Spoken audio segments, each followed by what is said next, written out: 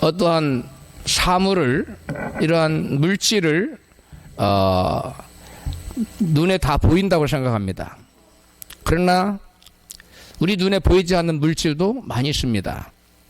전기나 전파, 또 방사능, 적외선, 이런 것들은 우리 눈에 보이지 않지만 엄연히 존재합니다.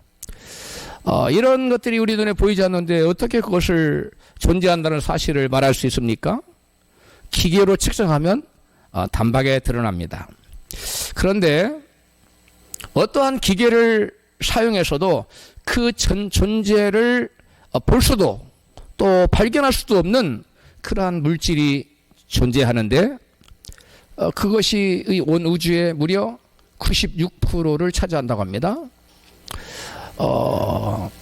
전자파 뭐 이런 것들은 기계를 사용하면 금방 드러나는데 이 암흑물질이라고 하고 또 성질이 조금 다른 암흑 에너지가 온 우주의 96% 정도를 차지하고 있어서 분명히 존재해요. 왜냐하면 우리가 바람을 눈에 볼 수 없지만 나무잎이 흔들리는 현상을 보고 이 바람이 존재하네 라고 말할 수 있듯이 암흑물질도 잡히진 않아요. 기계로나 눈으로나 안 잡히는데 그 암흑물질이 우주에서 하는 일이 있어요. 그 엄연히 암흑물질과 암흑에너지가 하는 일 때문에 모든 과학자들은 암흑물질을 인정을 안 할래 안 할 수가 없어요. 모든 과학자들이 그 암흑물질의 존재를 인정하고 있습니다. 그래서 존재하는데 볼 수도 현상을 잡을 수도 없으니까 현대 물리학자들이나 천체학자들 얼마나 답답합니까? 그래서 그것을 그 정체를 밝혀내기 위해서 지금 현대 과학자들이 절치부심하고 있는 중입니다. 그런데 제가 설교 준비를 하다가 이 암흑물질을 좀 소개를 하려고 찾아봤더니 놀라운 소식이 나왔어요. 그게 뭐냐면 지난 2월 26일에 한국기초과학연구원에서 상용 원자료를 활용한 네온 실험을 통해서 암흑물질을 탐색하는데 세계 최초로 성공을 했다는 거예요. 놀라질 않네요. 이게 지금 노벨상을 받을, 이게 증명이 되면 노벨상을 받고도 남을 놀라운 일이라고 합니다. 실험을 주도한 고영주 연구위원은 기존 가속기 실험이나 천문학적 관측으로 접근하기 어려웠던 초경량 암흑 물질을 탐색할 수 있는 새로운 가능성을 세계 최초로 열었다라고 박희범 기자가 기사를 썼어요. 그렇게 설명을 했어요. 이처럼 물질조차도, 물질이에요. 영적인 존재가 아니라 물질조차도 눈에 안 보인다고 해서 우리가 없다고 단정할 수가 없다는 겁니다. 그런데 하물며 영적인 존재를 눈에 보이지 않는다고 해서 우리가 없다고 단정할 수 있을까요? 무당이 날이 시퍼런 선뜻선뜻한 그 작두를 세워놓고 작두에서 칼춤을 추는 것을 보면 우리가 영적인 존재를 가정하지 않는다면 설명할 수 없는 거예요. 어떻게 그 무거운 무게가 종이를 그냥 탁 치면 착 달리는 그 무거운 그 날이 시퍼런 작두에서 뜁니까? 불가능해요. 무당이 작두에서 칼춤을 추려다가 어린 아이, 예수 믿는 어린 아이가 그 앞에 딱 있으면 절대로 안 올라갑니다. 왜? 귀신이 임하지 않거든요. 귀신이 임하지 않으면 발이 두둥강이 나겠지요. 그러니까 안 올라가요. 그 아이를 내쫓고 나서 그 어린 아이 안에는 누가 계세요? 하나님의 영이 계시기, 하나님의 성령이 계시기 때문에 무당에게 귀신이 임하지 않아요. 그래서 뛸 수가 없는 거예요. 무당이 작두 위에서 춤을 춘다는 것은 그 무당에게 뭐가 임했다는 거예요? 귀신이 임했다는 거예요. 귀신의 영이 임했다는 거예요. 귀신이라는 영적인 존재가 있다면, 귀신이라는 영적인 존재가 존재한다면 과연 영이신 하나님은 안 계실까요? 그런데도 사람들은 눈에 안 보인다고 하나님이 안 계신다고 말하는데, 없다고 말하는데 그 이유가 뭘까요? 성경은 이와 같이 말하고 있어요. 시편 14편 1절입니다. 시작. 어리석은 자는 그 마음에 이르기를 하나님이 없다 하도다. 저희는 부패하고 소행이 가증하여 선을 행하는 자가 없도다. 인간의 죄를 지어서 마음이 부패해서 하나님의 존재를 분명히 체험하면서도 그것이 전능하신 하나님의 손길이라는 것을 깨닫지 못하기 때문에 안 보인다고 하나님이 없다고 말한다는 거예요. 하나님이 영이시기에 보이지 않지만 만물에 하나님의 모습이 나타나 있다고 오늘 본문 로마서 1장 19절은 말씀하고 있어요. 같이 읽습니다. 시작. 이는 하나님을 알만한 것이 저희 속에 보임이라. 하나님께서 이를 저희에게 보이셨느니라. 창세로부터 그의 보이지 아니하는 것들 곧 그의 영원하신 능력과 신성이 그 만드신 만물에 분명히 보여 알게 되나니. 아멘. 성경은 만물에 하나님의 모습을 나타내 보이셔서 사람들로 하여금 그 하나님의 존재를 인식할 수 있도록, 깨달아 알 수 있도록, 이 전지하신 전능하신 분이 있구나 라고 사람들로 하여금 그 봉사가 더듬더듬해서 문구리 있고 알듯이 우리 인간이 비록 죄를 지었지만, 그래서 영적인 눈이 멀었지만 하나님을 더듬어 찾아 알 수 있다는 거예요. 하나님이 분명히 살아계시고 존재하신다는 것을 알 수 있다고 성경은 말해요. 하나님께서 우리 인간에게 보여주셨다는 거예요. 그렇다면 우리는 만물을 보고 하나님의 존재를 어떻게 입증할 수 있을까요? 만물을 보고, 만물 중에 하나님을 가장 잘 보여주는 만물 중에 한 존재가 뭘까요? 바로 만물 중에 하나님의 형상을 지닌, 하나님의 형상대로 지은 받은 인간을 통해서 하나님의 존재를 우리는 입증할 수가 있습니다. 창세기 1장 26절입니다. 우리 다 같이 읽습니다. 시작. 하나님이 가라사대 우리 형상을 따라 우리의 모양대로 우리가 사람을 만들고 그로 모든 것을 다스리게 하자 하시고, 하나님이 자기 형상 곧 하나님의 형상대로 사람을 창조하시되 남자와 여자를 창조하시고. 아멘. 인간이 하나님의 형상대로 지어진 유일한 존재이기 때문에 만물 중에 그 어떤 것보다도 사람의 모습 속에서 하나님의 존재하는 모습을 찾기가 가장 뭐라고요? 쉽다는 거예요. 그렇다면 인간의 어떤 모습 속에서 우리는 하나님의 존재를 발견할 수 있을까요? 인간에게는 이성과 양심이라는 게 있어서 사물의 원리를 논리적으로 생각하고 이론을 세우기도 하고 또 옳고 그름을 판단하는 그런 하나님의 형상이 있어요. 오직 인간에게만 하나님의 형상대로 지었다고 말하는 우리 인간들에게만 이와 같은 이성이 있어요. 또한 우리 인간에게는 동물들이나 그 어떤 피조물에게 없는 깊이 연구하고 계획하고 발전시키고자 하는 창의성과 목적 지향성을 지닌 그런 사람들의 모습이에요. 그래서 그 사람들의 모습 속에서 하나님의 모습을 우리가 볼 수가 있다는 거예요. 인간은 그 누구를 막론하고 어제보다 나은 오늘을 꿈꾸며 오늘보다 더 나은 내일을 더 꿈꾸고 있습니다. 그리고 그 꿈을 이루려고 부단히 노력하고 꿈을 성취해 나갑니다. 어떤 머리 좋은 IQ가 좋은 개나 돌고래가 어떤 계획을 세워서 꿈을 가지고 그걸 성취해, 그런 얘기 없어요. 창의성이 없는 새나 동물은 100년이 지나도 1000년이 지나도 만년이 지나도 똑같은 까치집을 져요.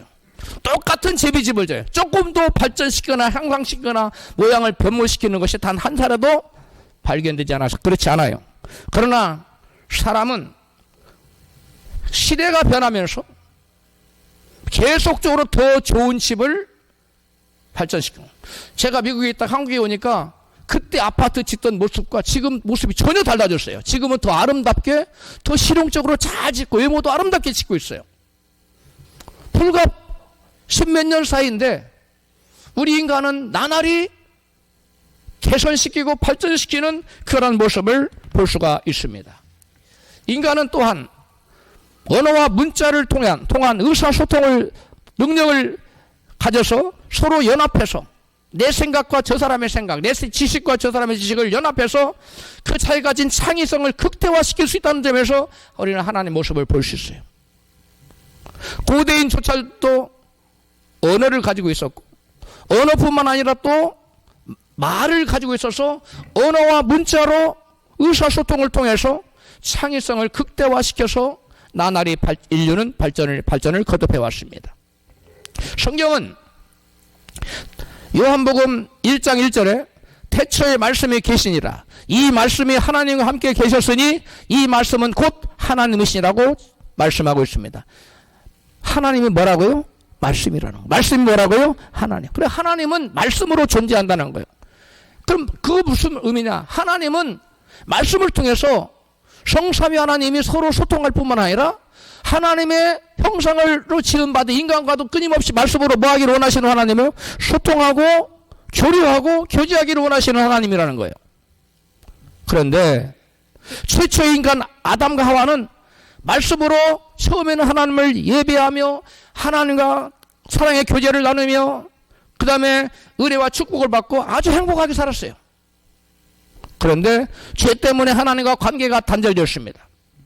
그래서 하나님과 더 이상 소통할 수도 없고 또 하나님과 사랑의 교제를 나눌 수도 없고 하나님을 예배할 수도 없게 되었어요. 그래서 그 결과로 우리 인간에게 하나님 은혜와 축복과 행복이 여러분 사라지게 됐어요. 그래서 우리 인간은 돈을 많이 벌면 행복해질 것 같다.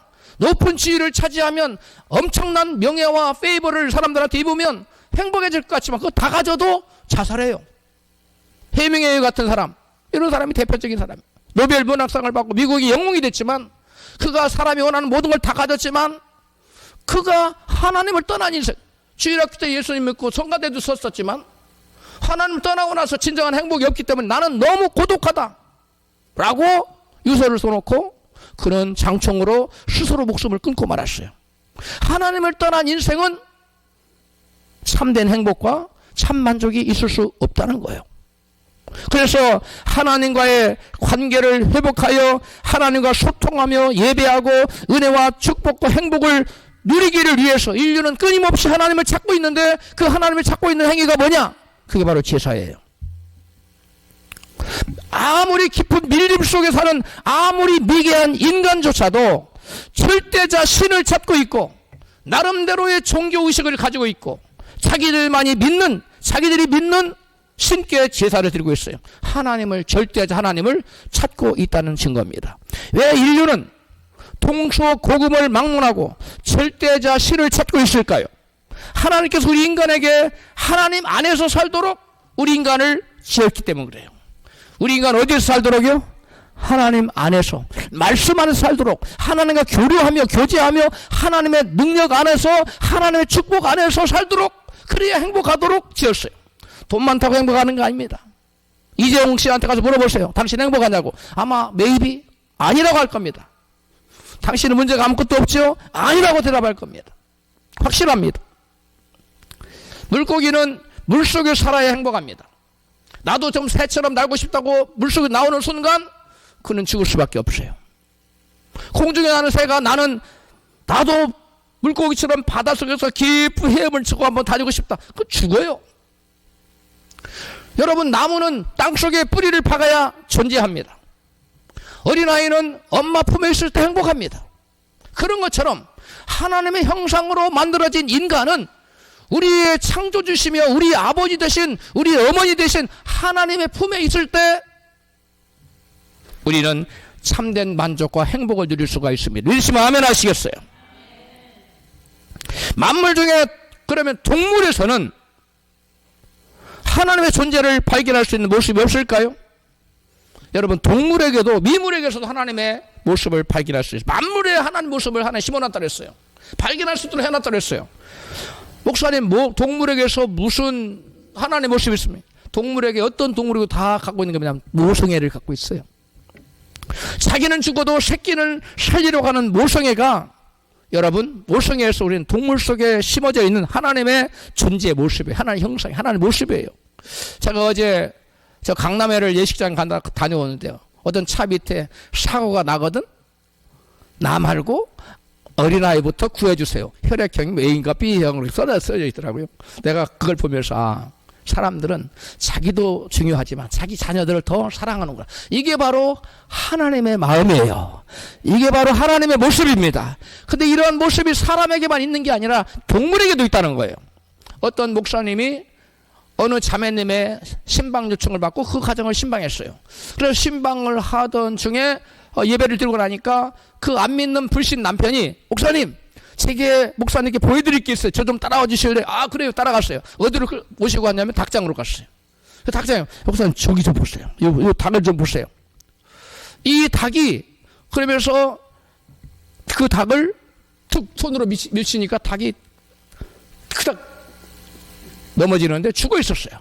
그래서 설명을 하기를 이 닭이 어쩌려게 쪽제비가 와서 이 닭을 목에서 목덜미에서 피를 빨아먹었는데 이 닭이 자기가 지금 품고 있는 병아리를 살리기 위해서 도망가지도 않고 꼼짝없이 그 쪽제비한테 피를 빨리면서 고통 중에 죽어갔다는 거야. 그리고 밀고 나니까 병아리들이 꼬물꼬물하고 막 기어나오는 거야. 어미닭이 자기 새끼들을 살리려고 자기가 그 모진 고통을 참고 견디는 거야. 자기가 피해버리면 닭새끼가 죽으니까. 닭새끼라고 말하면 안 되지. 병아리들이 죽으니까. 네? 그거 하니까 별게 다 나오네. 그래서 살려냈다는 거야. 그때 목사님이 놀랍군요. 바로 우리 주 예수님께서 죄인들을 살리시려고 가만히 두면 우리가 죽으니까 하늘에서 이 땅에 사람의 모양으로 오셔서 우리의 죄를 지고 십자가에 달려서 피 흘려 죽어주셨습니다. 그 예수를 믿으십시오. 구원받습니다. 할렐루야. 그렇게 간증했더니 그 남편이 그렇군요. 그리고 실물을 봤거든요. 그 하나님 모습을 봤거든요. 하나님이 그 병아리를 사랑하여 자기 목숨을 바친 그 어미닭보다 우리 하나님은 형제님과 저를 더 사랑하십니다. 나는 그 말에 감동을 입고 그 자리에서 무릎 꿇고 예수를 영접했다고 합니다. 할렐루야. 하나님께서는 모세계를 가진 짐승들을 통해서 하나님께서 당신의 자녀들인 인간을 얼마나 사랑하시는지를 보고 깨닫고 하나님의 존재를 인정하도록 하셨다는 거예요. 다음으로 모든 생명은 생명으로부터 유래한다는 과학적 사실은 하나님의 존재를 입증하고 있습니다. 모든 생명은 뭐로부터 유래한다고요? 생명으로부터. 파스테르 우유 여러분 잘 알지요? 이 파스테르 우유를 만든 사람이 우유로도 유명하지만 그분의 놀라운 업적이 있어요. 그게 뭐냐면 그분이 연구한 게 뭐냐면 모든 생명은 어디서 유래한다고요? 생명에서만 유래한다. 그것을 과학적으로 입증해낸 분이 이 파스테르예요. 과학자들은 역사상 단 한 번도 무생물에서 생명이 나오는 예를 발견하지 아무리 생각해도 무생물에서 생명이 튀어나오지 않는다는 거예요. 사람은 여러분 굉장히 문명이 발달한 것 같아도 풀 한 폭이 못 만들어요. 여러분 우리 인간의 생명이 어디에 있어요? 피에 있어요. 피 한 방울 만듭니까? 못 만듭니다. 그래서 수혈을 해야 돼요. 피를 만들지 못하기 때문에 인간의 능력으로 피를 못 만듭니다. 왜? 모든 생명은 뭐로부터 나와요? 생명으로부터 나오기 때문에요. 무신론자들의 우상이라는 사람, 우상인 칼 세이건은 아미노산 100개가 연결되는 단백질 하나가 우연히 만들어질 가능성을 10의 마이너스 130승으로 계산해냈습니다. 단백질 하나가 만들어지려면 아미노산 100개가 모여져야 된다네요. 그것도 그냥 모여지면 안 되고 조합을 이루어야 되는데, 그래서 그 단백질 하나가 만들어지려면 그 가능성이 우연히 만들어질 가능성 10의 몇 승이라고요? 마이너스 130승. 여러분 10의 마이너스 10승이 얼마냐면 10조 분의 1이에요. 10조 분의 1. 예? 그 10조 분의 1인데 10에 130이면 1 해놓고 공을 130개를 쳐놓고 그분의 1. 그러니까 이게 그 다음에 해 그러잖아요. 해 단위는 모르겠어요. 그 다음 모르겠어요. 그 다음 단위까지 가도 그것분의 1도, 그러니까 가능성이 뭐예요? 제로라는 거예요. 없다는 거예요. 그 가능성이.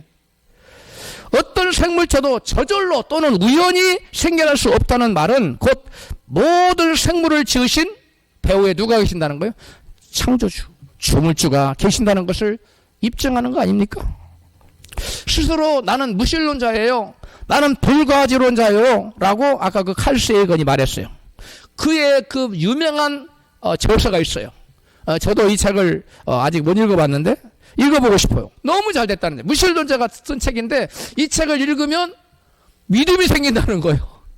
이 사람은 불신자예요. 근데 이 사람이 쓴 책을 읽으면 야, 하나님 계시는구나 라고 무릎을 칠 수밖에 없다는 거. 이 사람은 하나님 안 계신다고 쓰고 내용을 쓰는데 그 사람이 연구해낸 모든 과학적 사실이 우리가 봤을 때 이야, 이거 하나님 안 계시면 이런 일이 있을 수 없는데라고 무릎을 치고. 제가 어떤 무신론자가, 예수 안 믿는 형제가 글을 쓰는 거 읽고 이 책을 읽었는데 자기가 하나님 계신 것 같다는 거예요. 이 사람은 하나 안 계신다고 얘기하는 자기는 이 책을 읽을수록 하나 계시는 것 같다는 거예요. 놀라운 책이에요. 여러분도 한번 읽어보세요. 그 책이 무슨 책이냐면 제목이 코스모스라는 책이에요. 우주. 그분이 무슨 얘기를 했냐? 그분 책 418쪽에 우주 팽창과 폭발 이론이 전적으로 옳다고 한다면 우리는 보다 심각한 문제에 직면하게 된다. 대폭발 순간은 어떤 상태였는가? 대폭발 이전의 상황은 그 당시 우주의 크기는 어땠는가? 어떻게 물질이라고 아무것도 없이 텅 비어있던 우주에서 갑자기 물질이 생겨났는가? 이러한 질문은 우리를 곤혹스럽게 만든다. 칼 세이건의 코스모스 418쪽에 있는 내용이에요. 이 진화론주의자들은 우주가 이 눈에 보이는 삼라만상 모든 것들이 어느 한순간에 조그마한 미세알갱이가 대폭발을 했다는 거예요. 그래서 시작됐다고 주장하는 그걸 뭐라고 하냐면 빅뱅 이론이라고 그래요. 아마 많이도 들어보셨을 거예요. 칼 세이건은 그래, 우주가 조그만 미세알갱이에서 대폭발을 일으켜서 우주가 이렇게 생겨났다고 하자. 그렇다면 그 처음에 있었던 그 미세알갱이는 어디서 나왔는데? 라고 묻고 있는 거예요. 근데 그렇게 질문하면 대답을 할 수가 없다는 거예요. 칼 세이건의 지금 얘기예요. 제 얘기가 아니라. 그렇지 않습니까? 그 우주 만물이 조그만 알갱이에서 대폭발해서 빅뱅 이론에 의해서 여러분 뭐 생겨났다면 그 미세알갱이는 어디서 나왔는데? 그렇게 물으면 진화론자들이 뻥 대답을 글쎄요, 그건 우리가 알 수가 없어요. 거기까지는 더 이상 묻지 마세요. 이렇게 대답한다는 거예요.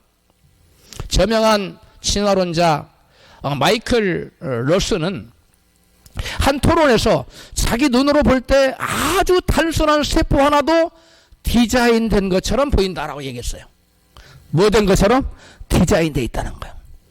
아주 미비한 간단한 세포 하나도 그냥 만들어지지 않았다는 거예요. 배우의 손길이 있는 것처럼 느껴진다는 거예요. 이처럼 생명의 복잡함과 정교함은 누군가의 설계를 통해서 만들어졌음을 보여주는 것이지 결코 그 어떤 것도 우연히 저절로 생기지 않았다는 것을 증명한다는 겁니다. 진화론자들조차도 단순한 세포 하나가 저절로 생길 확률을 거의 뭘로 보고 있어요? 제로로 보고 있어요. 그것은 창조주가 없이는 만물이 그 어느 것도 생물이 존재할 수 있다 없다? 없다는 것을 우리에게 여러분 보여주고 있는 겁니다. 누구의 주장을 통해서? 진화론자들, 불신자들의 주장을 통해서는 하나님의 존재를 우리는 입증할 수가 있는 거예요.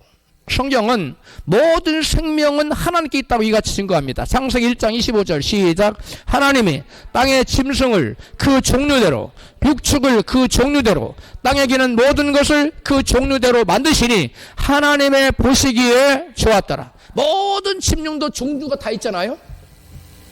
그 종류대로 다 종별로 해서 만드신 분이 누구더라? 하나님이시라고 성경은 분명히 말씀해요. 시편 기자는 시편 36편 9절이 같이 말씀합니다. 시작. 대저 생명의 원천이 주께 있사오니 주의 영광 중에 우리가 광명을 보리이다. 아멘. 모든 생명의 원천이 누구에게 있다고요? 주 하나님께 있다는 거예요. 눈에 보이는 것은 물론이고 보이지 않는 모든 만물의 근원이 하나님이시라고 성경은 증거하고 있어요. 예수님은 또 이같이 말씀합니다. 요한복음 14장 6절에 내가 곧 길이요 진리요 뭐예요? 생명이에요. 그래, 모든 생명은 뭐로부터 나온다? 생명으로부터. 그래서 성경은 말해요. 그리스도로부터 그리스도에 의하여 by him, 그 다음에 그리스도를 통해서 through him, 그래서 그리스도를 위하여 for him, 그를 위해서, 그에 의해서, 그를 통해서, 그를 위하여 만물이 지어졌다고 골로새 기자는 우리에게 증거하고 있어요. 만물이 누구에게 의해서? 그에 의해서, 예수님에 의해서, 즉 생명이신 예수님에 의해서 뭐 만물이 지어진 것을 믿으시면 그게 아멘 하십시다. 할렐루야. 마지막으로 예언이 성취된 증거를 통해서 하나님의 존재를 입증할 수 있어요. 뭐가 성취돼요? 예언. 성경은 무려 4천여 가지의 이상의 예언이 있는데 그 모든 예언이 다 성취가 된다. 하나만 남았어요. 그게 뭐냐면 예수님의 재림이에요. 재림 빼놓고 예수님의 죽으심과 부활과 뭐 수많은 기적들 다 성취됐습니다. 나라와 나라의 조약, 그리고 그 조약이 파기될 것, 성경에 다 기록되어 있는데 다 성취됐어요. 그대로 1.1획도 안 된 게 없고 틀리게 된 게 없어요. 그대로 됐어요. 하나만 안 됐어요. 그게 뭐예요? 예수님의 재림이에요. 그것 빼고 다 성취됐어요. 자, 성경은 성경의 모든 예언대로 그리스도께서 죽으시고 부활하셨다고 증거합니다.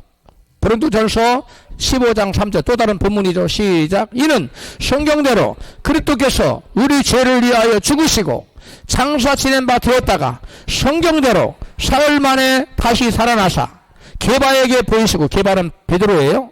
후에 12 제자에게와 그 후에 500의 형제에게 일시에 보이셨나니 그 중에 지금까지 태반이나 살아있고. 이 기회를 기록할 때에 예수님이 부활한 것을 다 목도한 사람이 500여 명이 다 봤는데 그중 다 살아있다는 거예요. 어떻게 거짓말로 성경 기록할 수 있겠어요? 불가능한 겁니다. 바울은 예수 그리스도께서 성경의 예언대로 죽으셨다가 성경에 기록된 예언대로 다시 살아나신 것이라고 증거해요. 다른 것 수많은 것 중에 다 할 수 없으니까 지금 두 가지만 열어봤는데 예를 들겠어요. 첫 번째, 다니엘의 메시아 죽음에 대한 예언의 성취를 통해서 우리는 하나님의 존재를 확인할 수 있어요. 다니엘이 뭘 예언했다고요? 천사로부터 기름 부음 받은 메시아, 즉 메시아는 히브리 말이고 그리스도는 바로 헬라어예요. 그 다음에 기름 부음 받은 자는 우리나라 말이에요. 그 기름 부음 받은 메시아가 죽임당할 것을 계시하셨어요. 죽임당할 뭐를? 때를. 그리스도가 언제 죽임당할 것인가? 그 때를 정확하게 예언했어요. 다니엘서 9장 25절 같이 읽습니다. 시작.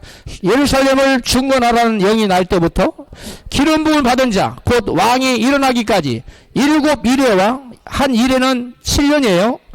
7일에와 62일에가 지날 것이요.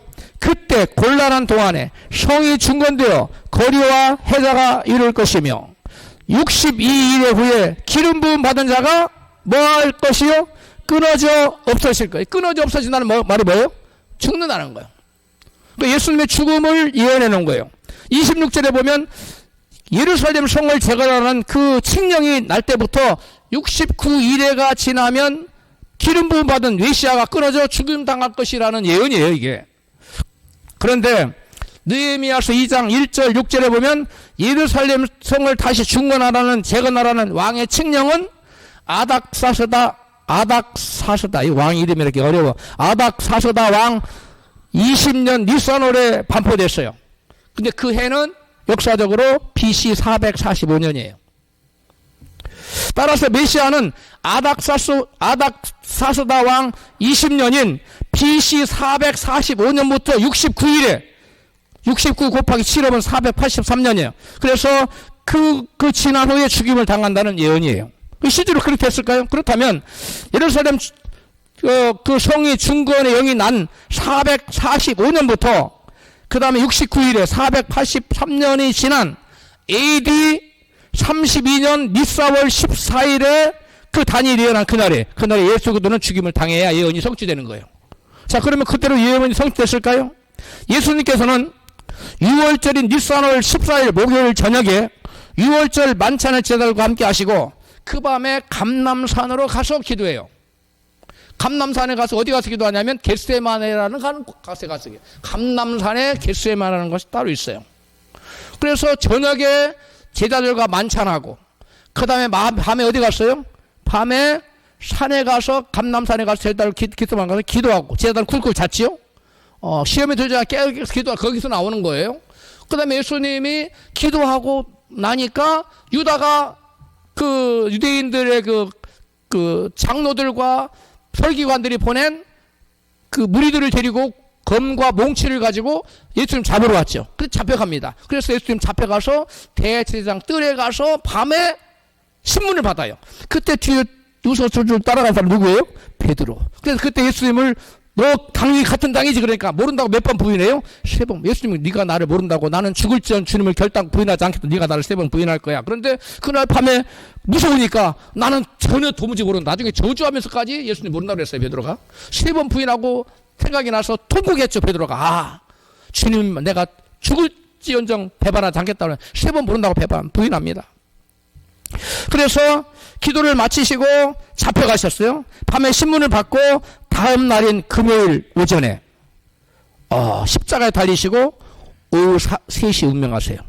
여기 보면 예수님 14일 밤 저녁에 잡혀가 상만차를 하고 그 다음에 그 예수님은 그 다음 그 저녁에 만찬을 하고 밤에 기도하고 밤에 신문 받고 그 다음 날 어떻게 해요? 십자가에 달려요. 오전 9시에 우리나라 시간으로. 그 다음에 오후 3시에 십자가에서 운명해요. 그러면 날짜가 바뀌었죠. 우리나라 기준으로는 목요일 잡혀서 금요일 날 죽었으니까 십자가에 달려 죽었으니까. 근데 유대인의 계산법은 하루 날짜가 우리는 사정 12시잖아요. 근데 그날은 안 그래요. 해질 때에 해지는 시간에 날이 바뀌는 거예요. 그리고 그 다음날 해지는 때까지 하루예요. 그러니까 목요일 저녁과 금요일 낮은 같은 날이에요? 다른 날이에요? 같은 날이에요. 이 날이 니산월이에요. 니산월 14일이에요. 그러면 이 니산월이 성경에는 아비벌이라고 출력 기록되어 있어요. 근데 이 사람들이 포로로 다녀오면서 아비벌을 니산월이라고 이 사람들이 이름 바꿔요. 우리도 옛날에 정월이라고 그랬죠. 1월을. 근데 요즘 뭐라고 그래요? 정월이라고 안 하고 1월이라고 그러잖아. 이름 바꾸잖아요. 아비벌이 니산월로 바뀌어요. 이 니산월에 14일에 예수님 잡혀요. 그리고 니산월 14일에 잡혀서 그날 죽어요. 우리나라로 말로 하면 그 다음날 죽죠. 근데 유대인의 계산법으로는 그날 죽어요. 그날이 뭐냐면 6월절이에요. 성경에 보면 이스라엘 백성들이 애굽에서 피신 나올 때 뭘 잡아요? 어린 양을 잡고 6월절 지키죠? 그 어린 양이 보라 예수님이 세례요한에게 세례 받으러 나올 때 세례요한이 예수님 보고 보라 세상 죄를 지고 가는 하나님의 어린 양이로다. 6월절 어린 양이라는 거야. 할렐루야. 바로 6월절 날 예수님은 바로 잡혀가서 신문 받고 그 다음에 달려서 그 다음에 운명하셔요. 누가는 예수님의 운명하실 시간을 이같이 증거합니다. 누가복음 23장 44절에 시작. 때가 제60주인데요. 해가 빛을 잃고 온 땅에 어두움이 임하여 제9시까지 오늘날 오후 3시에요. 계속하며 예수께서 큰 소리로 불러 가라사대 아버지여 내 영혼을 아버지 손에 부탁하나이다 하고 이 말씀을 하신 후에 뭐 하셨어요? 운명하시다. 54절 시작. 이날은 예비일이요 안식일이 거의 되었더라. 자, 유대인들은 하루의 분기점이 어디라고요? 해지는 시각이에요. 근데 예수님이 잡히시던 그 해는 니산월이라고 그랬죠. 니산월은 우리나라 양력으로 따지면 뭐냐면 3월이나 4월이에요. 그래서 부활절이 항상 3월, 4월 왔다 갔다 하죠. 3월 말 4월 초 왔다 갔다 하는 게 유대인 저기를 따지기 때문에 그래요. 계산하기 때문에 매년 달라져요. 6월절이. 그 니산월 그때 잡혔는데 3시 유대인 시간으로 3시 오늘날 우리 시간으로 아주 오전 9시에 십자가에 달리셨다고 마가복음 15장 25절에 기록하고요. 누가는 오늘 본문 여기 읽은 말씀에서 안식일이 거의 다 된 시간에 운명했다고 그랬어요. 안식일이 거의 다 된 시간 오후 3시라고 그랬죠. 그러면 오후 3시부터 그 다음 해가 지는 시간이 3, 4월에부터 한 6시쯤 지니까 몇 시간 남겨놓고 돌아가신 거예요? 3시간. 그 하루를 3시간 남겨놓고 예수 운명하신 거예요. 그러니까 안식일이 내일이에요. 금요일이에요. 안식일이 금요일인데 금요일에 토요일은 안식일인데 금요일 날 몇 시에 돌아가셨다고? 3시.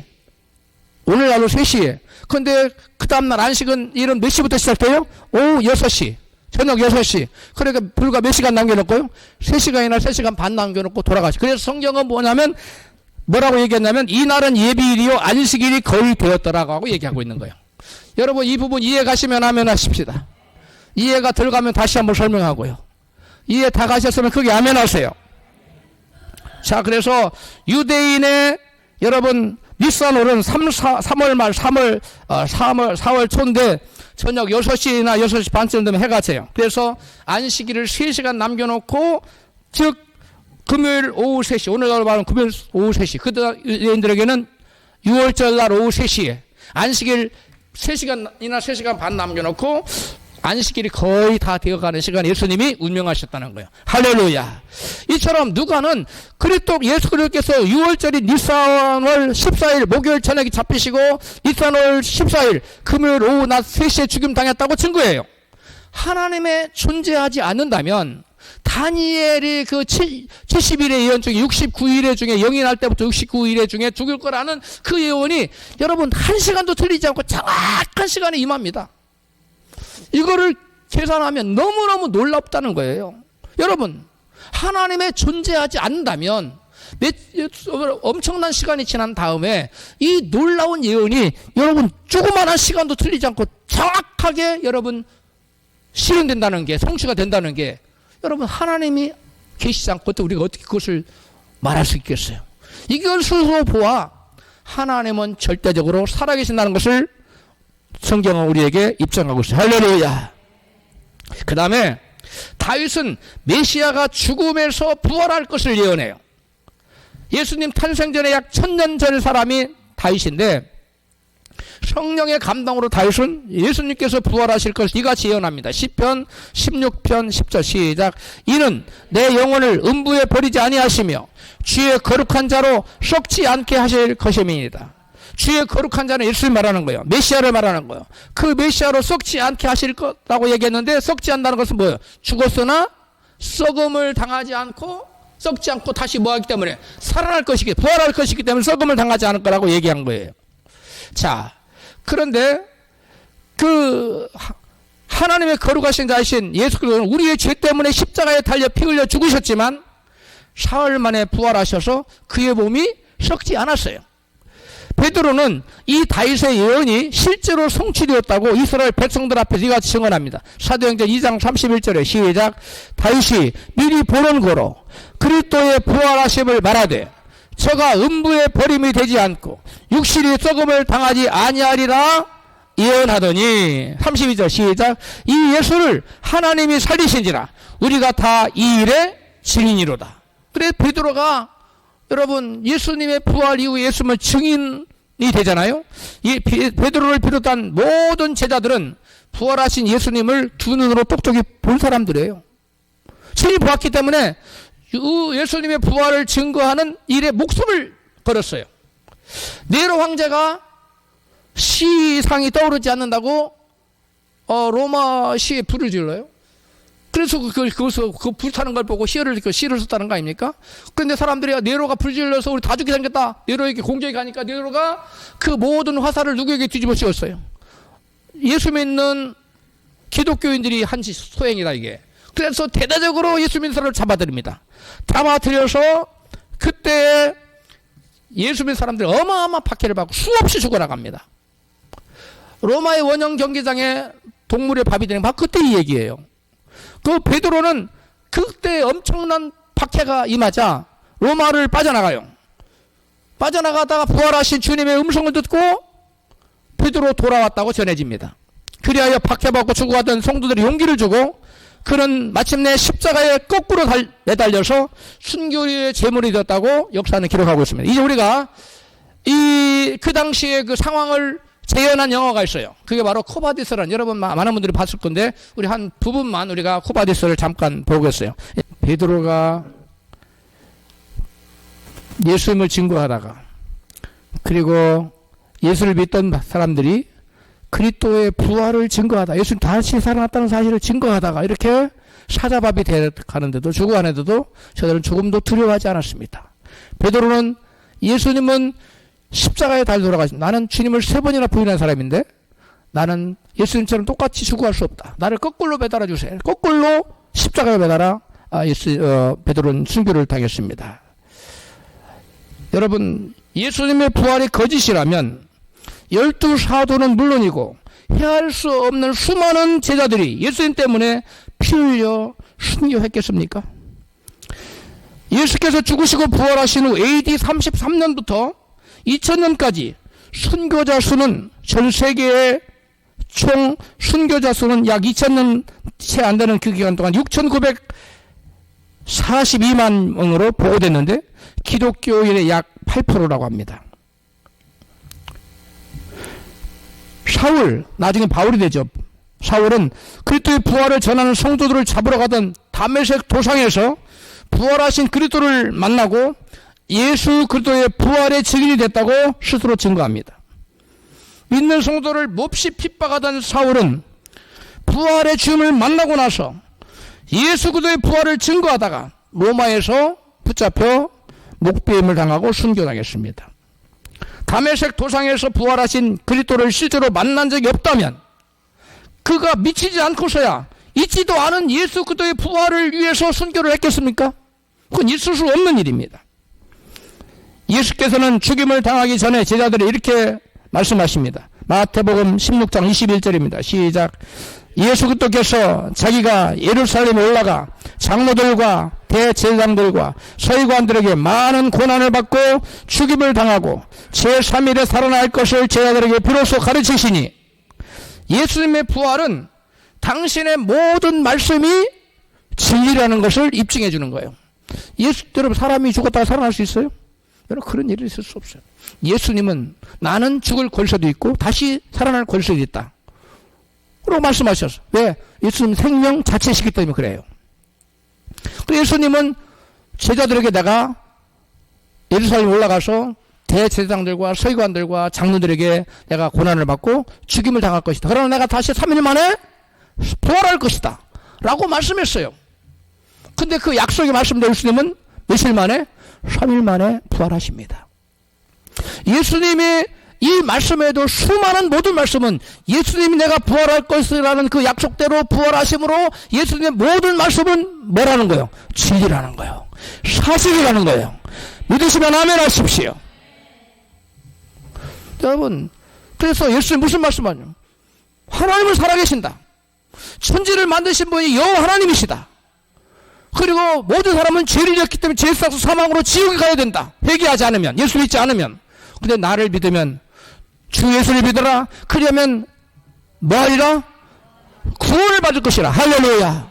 그러한 말씀을 꾸쭉 하셨는데 그 모든 성경에 기록된 말씀이 1호의 착오도 없이 모두 다 진리라는 것을 예수님의 부활이 우리에게 입증해주고 있는 거예요. 할렐루야.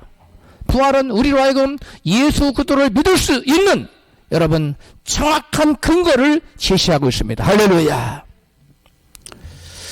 여러분 이와 같이 만물에 하나님의 존재가 분명히 보이는데도 어리석은 사람들은 하나 안 보인다, 하나 없다고 말합니다. 만물을 통해 계시하신 하나님을 보려고 한다면 모든 만물 안에서 역사하시는 살아계신 하나님을 볼 수가 있습니다. 사람들이 무관심하기 때문에 못 보는 거예요.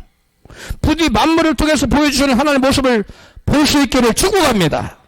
특히 말씀을 통해서 당신의 존재를 계시하신 하나님 만나 그분 안에서 참된 만족과 행복을 누리시고 영생을 얻으시기를 주의 이름으로 축복합니다.